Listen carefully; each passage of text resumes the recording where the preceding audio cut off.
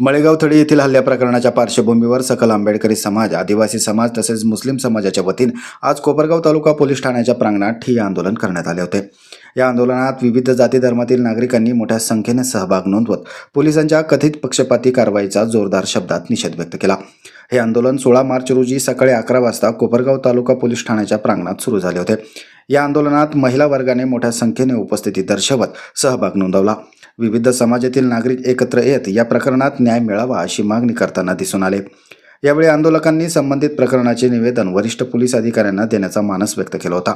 मात्र काही कारणास्तव वरिष्ठ अधिकारी उपस्थित राहू शकले नाहीत। त्यामुळे प्राथमिक स्वरूपात हे निवेदन कोपरगाव शहर पोलीस ठाण्याचे पोलीस निरीक्षक रामकृष्ण कुंभार यांच्याकडे देण्यात आले। दरम्यान उद्या वरिष्ठ पोलीस अधिकाऱ्यांसोबत बैठक घेऊन या प्रकरणात झालेल्या कथित अन्याय व पोलिसांच्या पक्षपाती कारवाईबाबत जाब विचारला जाणार असल्याचं आंदोलकांनी सांगितलंय।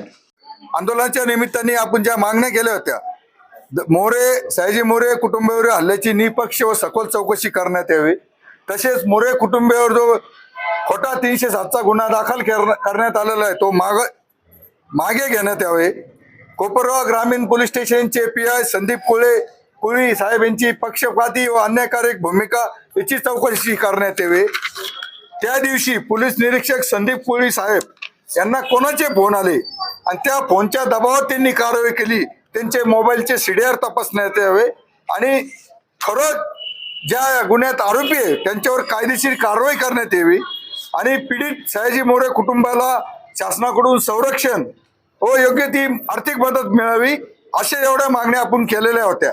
त्या मागण्याचं निवेदन आपण सर्वांच्या सहीनी, सकल आंबेडकरी समाजाच्या कार्यकर्त्यांच्या सहीनी त्यांना देतोय। आपली मागणी आहे, डेप्युटी साहेब आज नाही उपलब्ध तर डेप्युटी साहेबांनी इथं आपल्याला शहर पोलीस स्टेशनला उद्या वेळ द्यावा आणि हे आंदोलन जरी थांबलं असेल तर आपण कायद्याची लढाई कायद्याच्या पद्धतीने लढणार आहोत।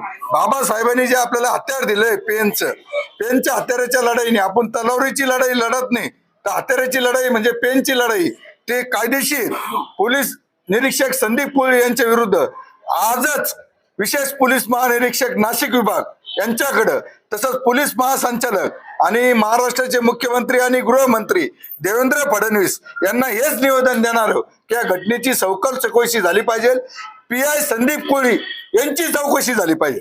आपलं आंदोलन जे होतं PI संदीप कुळींची जी भूमिका होती ती पक्षपाती होती, त्याच्या संदर्भात होतं। जर त्यांनी आपल्याला दोन्ही बाजूला न्याय दिला असता तर आपण आंदोलन केलं नसतं। आपली ती मागणी आपण त्याच्यावर ठाम आहे। मग आता आपण कुंभार साहेबांना निवेदन देणार आहे, उद्या डेप्युटी साहेब इथं आपल्याला वेळ देणार आहे आपल्या शिष्टमंडळाला, हे सर्वांना आणि तुम्ही सर्व महिला भगिनी आणि सर्व भीमसैनिक इथं उपस्थित राहिले, त्याच्यामुळं हे निवेदन देताना हे तुमच्या समोर खुलासा का आतमध्ये जाऊन साहेबाशी आम्ही कोणीही काही बोललेलो नाही हे स्पष्टपणे सांगतो। हे निवेदन कुंभार साहेबांकडे देतोय। तालुक्यातील कार्यकर्ते यांनी जे आपल्याला आंदोलनाची हाक दिली होती त्या हाकीला आपण चांगल्या मोठ्या प्रमाणात प्रतिसाद दिला आणि प्रशासनाला काय ताकद आहे भीमसैनिकाची ही दाखवून दिली। त्याबद्दल मी कोपरगाव तालुक्यातील सकल आंबेडकरी समाजाचे व शहरातील सकल आंबेडकरी समाजाचे व पत्रकार बंधूचे मी आभार मानतो आणि इथून पुढे आणि आदिवासी समाजाचे देखील या मोठ्या संख्येने उपस्थित राहिला त्याबद्दल त्यांचे देखील आभार मानतो आणि भविष्यात असा अन्याय अत्याचार जर आपल्या समाजावर झाले तर एकजुटीचा निर्णय म्हणजे सकल आंबेडकरी समाजाचा निर्णय हा अंतिम सत्य राहील, एवढंच बोलतो। जय हिंद, जय भीम, जय। जे आम्हाकडे जे निवेदन दिलेले आहे तर त्या निवेदनामध्ये जे काय असेल तर कायद्याच्या चौकटीत राहून कायदेशीर त्यांच्याकडे पोस्ट करण्यात येईल। माझं गाव चॅनलसाठी स्वप्नील कोपरे, कोपरगाव।